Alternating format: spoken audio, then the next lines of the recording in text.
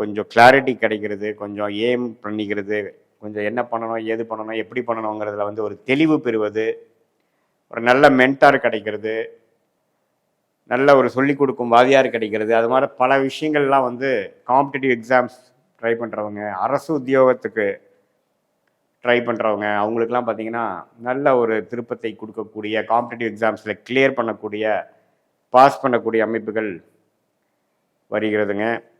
இது சூரியன் வந்து உங்களுக்கு வந்து துலாம் விருச்சிகத்தில் இருக்கும் பொழுது மேஷ ராசியாக சந்திரன் அந்த இடத்துக்கு வரும் பொழுது ரிஷபராசிக்காரர்களுக்கு நல்ல பௌர்ணமி ஒளி கிடைக்குது.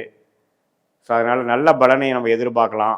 கண்டிப்பாக ஏதோ ஒரு வாரம், முதல் வாரமாக இருக்கட்டும், 2வது வாரம், 3வது வாரம், 4வது வாரம், ஏதோ ஒரு வாரத்தில் திடீர் திருப்பங்கள் ரிஷபராசிக்காரர்களுக்கு ஒரு நல்ல எதிர்பார்க்காத ஒரு சில வரவுகள், சில ப்ரொமோஷன் அது மாதிரி உங்களுக்கு கிடைக்கக்கூடிய அமைப்புகள் இருக்குது.